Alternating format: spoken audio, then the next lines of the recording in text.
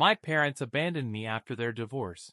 Years later, I inherited $1 million from my grandpa, and they suddenly reappeared, demanding money from my step-siblings and to pay off my father's debts. My family abandoned me when I was about 12, after my parents got divorced. When I was 11, it came as a shock because I thought everything between them was fine. One day, they sat me down together and told me they were getting divorced. I thought it was a joke because I had a completely different idea of what divorce looked like. From friends, I'd heard that divorce usually involved at least a year of arguments and yelling. In my case, it was a quiet divorce. They told me they'd fallen in love with other people. Mom was moving in with her new boyfriend, and Dad's mistress would move into our house. They agreed on joint custody since they'd lived just 3 kilometers apart, and I'd switch between them weekly. I didn't know what to say. No one gave me a say in the matter. My family was falling apart, and all I could do was sit and cry. My parents assured me I'd remain their top priority, promising me anything, new video games, trips, any gifts I wanted. I wished they'd understand I didn't need any of that. I just wanted to live with them as one family. It was too painful to watch Mom pack her things and leave, while Dad's mistress unloaded her stuff from a truck and turned my parents' bedroom into her own space. Mom and Dad parted amicably.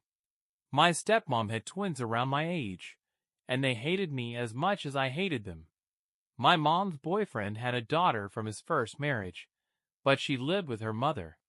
I thought I'd spend more time with Mom, but soon after moving in with her boyfriend, she got pregnant, and things got complicated.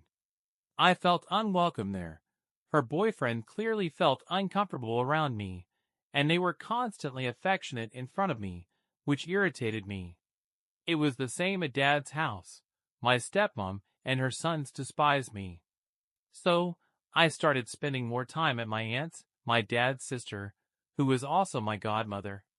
She was 10 years older than Dad, lived alone, and I'd occasionally visit her.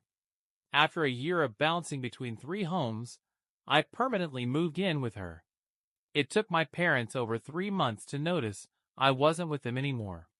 Mom thought I was with Dad, and Dad thought I was with Mom. They didn't even bother to check where I was because they were too busy with their new families and simply forgot about me. My aunt became my true savior, making me feel loved and needed. We went to movies and restaurants together. I traveled with her on summer vacations, and we visited my grandpa at his farm in the countryside. Living with her was fun. At first, Dad sent my aunt money for my upkeep, but over time, he forgot more often. Sometimes she'd remind him, other times she'd just let it go. I felt awkward being a burden, so I started working for her to earn my keep. She owned a plant nursery, and I helped out after school. I also did chores, taking out the trash, running errands for groceries. I loved living with her. Meanwhile, my parents completely forgot I existed. They didn't even acknowledge my birthday unless my aunt reminded them. Then they'd call, saying they loved me so much. Sometimes I'd hear my aunt call them to say I was sick, but they never came to visit. They didn't even show up for my high school graduation. Only my aunt was there to support me. When she called them out for their indifference, they called to apologize. I was so resentful that I stopped answering their calls. Eventually, they stopped trying to reach me altogether, claiming I'd become rude and didn't want to talk to them. I told them, if you want to play the blame game, go ahead, but I don't care anymore. I don't want you in my life. After high school, I went to university and moved out of my aunt's place. I still visit her every few months, always for birthdays and holidays, because over the years, she's grown attached to me too. I'm now in my final year of university. 3 months ago, my paternal grandfather passed away. It was a tough time for both me and my aunt, as we were the closest to him. Dad and his brothers rarely visited Grandpa. The irony is, they all showed up for the funeral, then gathered at the lawyer's office to hear the will. To their dismay, Grandpa left everything to my aunt, 60 hectares of land, the house, and $1 million. The rest of his money he wanted to donate to charity. It was harsh, but knowing his story, it made sense. Grandpa had been ill for a long time and desperately wanted to see his sons. Despite my aunt's pleas for them to visit, none of them did in his final days. She moved in with him to care for him during that time, as I was already away at university. After my aunt inherited everything, she called me home and said she'd give me the $1 million Grandpa left her. Words can't describe how happy I was, not just because of the money, though that was part of it, but because I realized how much she cared for me all these years. I'd often told her about my dream of starting my own company and hiring employees. She gave me the money and told me to use it to make my dream come true. I hugged her and cried.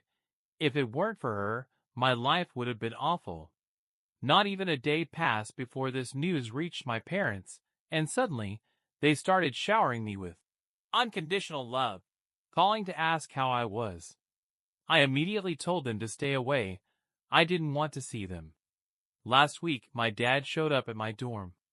Of course, he got the address from my aunt. I'm sure my parents don't even know which university I attend. He said he was proud I'd graduate this year, and after a long list of compliments, asked why I don't visit him. I asked, "When was the last time you called me?" He went silent, then said, "Oh, you're still mad about the divorce? Come on, it's time to move on. We both love you. Your mom misses you too. Let me take you home, and we'll have dinner together." I replied, "Get lost. The only family I have is my aunt. You both abandoned me long ago, so stop pretending to be loving parents. I know why you're here. You want money, right?" He didn't answer, then claimed he had no ulterior motives, just love, and wanted to apologize and reconcile. He said he'd heard about my graduation and wanted to make sure I'd invite them. I was disgusted even talking to him, so I walked away, saying I had a class. That same day, I got a voicemail from my mom. She said she expected an invitation to my graduation, mentioning that neither she nor Dad finished university, so they always dreamed I'd get a degree, and now she's so happy I've done it. The thing is, I don't want them at my graduation. I told my aunt about it, and she said it's my decision, but advised me to reconcile with them. I don't know what to do. I also don't know if they want to reconnect for my sake or just for the money. So, I suggest pausing this video now and writing in the comments what you'd advise the author. Now, let's move to the updates. Update 1. Hi, sorry for the late update. I've been really busy. Good news. I graduated university and got a job. I'll start with answers to the most popular questions in the comments. First, about my aunt. People asked about her family and how she supported me all those years.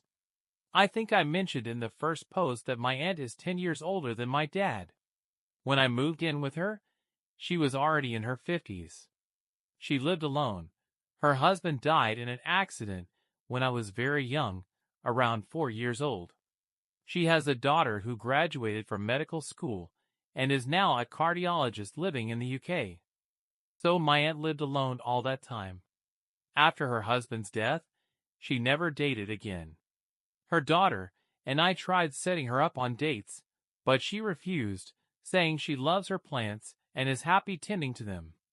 Some of you wrote that I was too harsh on my parents, that they had the right to divorce and start new families. You're right, they did have that right. But nothing justifies forgetting your child when you start a new family, which is exactly what my parents did. They stopped noticing me. At first, we had a set schedule, 1 week with Dad, the next with Mom, but sometimes I'd hear things like, "Oh, it's my turn to take him again?" Then they'd make plans without me. Their dinners with friends or trips were scheduled for the days I wasn't there. They'd even say in front of me, "Oh, he's here this weekend. Let's go out next week instead." How would you feel if your parents acted like that? I already mentioned my mom. Within months of moving in with her boyfriend, she got pregnant. They didn't shy away from showing affection in front of me, and it was disgusting. Once, they took me on a 2-day trip, but made me stay in the hotel room while they sunbathed on the beach. When they were in the room, they'd tell me to sit on the balcony. I was a kid, but I was 11. I knew exactly what was happening. I could hear them, and that guy wasn't even my dad. How could I keep going to her after that? I stopped visiting her. Dad was better than Mom. Sometimes he tried including me in his plans, but his stepsons would throw tantrums, and he'd say, "Okay, maybe next time we'll go fishing." But next time never came because the following week I'd be at Mom's. I soon realized they had an unspoken agreement. When they wanted to get rid of me, they'd just say, "Let's do it next time," and I'd become the other parent's problem. Once, Dad did take me on a family trip, and it was awful. On the first day, his wife and her sons constantly distracted him, and I felt completely out of place. Even when they took family photos, they asked me to take the pictures. In the entire trip, there were only 4 photos with me, 3 of me alone and 1 with Dad. I hope those who said I'm too harsh on my parents now understand why I feel this way. As for the current situation, as I mentioned, my parents want me back in their lives. They said they wanted to attend my graduation and were proud of me. I told them, "I don't want you there. Where were you for my high school graduation? Busy with your new families, that's where." When they kept insisting, I said, "Come if you want, but I didn't invite you." I thought as graduation day approached, they tried to reach out again. I even got extra tickets in case they showed up uninvited, but they forgot. They didn't even ask when the graduation was and didn't show up. It's been almost a month since my graduation, and neither of them has checked in, so it was all just an excuse to re-enter my life. Update 2. Almost 2.5 months after my graduation, my mom called and said my stepsister finished elementary school and is now moving to a private middle school. However, they can't afford it and want me to help. I was stunned by her request. When I asked why I should help, she said, "She's your sister. You should help with her education." She got straight to the point. "We know your aunt gave you $1 million from the inheritance." I said, "Yes, she did." She continued, "Your sister needs you. This is your chance to step up as a big brother." I stopped her. "Are you out of your mind? I've never even met this sister. Where were you when I needed a mom? When I was sick, you weren't there." She started crying and said, "What more can I say? You're still stuck in the past. I thought, with all that money, what are you going to do with it? What's better than helping your sister get an education at a private school?" I wanted to say there are plenty of better things, but I held back. I said, "I have plans for that money, and I can't spend a penny on anything else." She hung up without even asking how they got my number. They said my dad gave it to them. Apparently, my dad hadn't paid his mortgage for months. When they started looking for him, he told them to contact me because he had no money. Honestly, I panicked at first because I didn't know how this process worked. I was scared I might be legally obligated to pay his debt since I'm his son. Luckily, I didn't give in to the pressure and said I wanted to talk to my dad first. Instead, I called a friend who's studying to be a lawyer. He's not a real attorney yet, but he's in his final year and knows criminal law well. He said, "No, you're not obligated to pay." I asked, "Then why did the bank call me?" He replied, "Debt collectors will try to get money from anyone willing to pay for the debtor, but you can refuse." I didn't call my dad. I knew he'd beg me to pay his debt. Knowing it wasn't my responsibility, I waited for the bank's next call. A week later, they called again, asking when I'd pay. The debt collector was pretty aggressive. I was scared the first time, but this time, I responded firmly. Who gave you the right to talk to me like that? Did I miss the mortgage payments? No. So watch your tone. I'm not paying a cent. Contact the real debtor and leave me alone. He apologized and hung up. I said it that way on purpose so he'd direct his anger at the actual debtor, my dad. A few hours later, my dad's wife called and yelled at me, asking what I said to the collectors. They were so angry they told him they'd break his bones if he didn't pay the mortgage. I paused and said, I just told them to go after the real debtor, not me. She screamed, Can't you have a little pity for your father? He's barely making ends meet with this mortgage, and you refuse to help despite having so much money. I replied, No, I don't have any pity for him because he had none for me. He gave his heart to you and your sons, so why aren't you helping? I'm sure he'd take money from you. She hung up. That same evening, my dad called, drunk and sobbing. He said he deeply regretted his mistakes, that he treated me wrong because of his stepsons. He said a lot of things that boiled down to him realizing his errors and wanting to make things right. I said, I don't want to talk about the past, and I definitely don't want you back in my life. He said he was repentant and begged for forgiveness. I said, Sorry, repentance doesn't mean anything to me anymore. I've learned to live without you, and I want to keep it that way. I don't know if I did the right thing by refusing him the money. I felt bad that he was under pressure from collectors, but I even think it might have been a setup to emotionally manipulate me into giving money, because if he'd asked directly, I'd have refused, just like I did with Mom. What do you think? Am I right? Update 3. Thanks for your valuable comments. Many of you were right that covering a few months of my dad's mortgage wouldn't have been a big deal for me. I even thought so myself. But you know what?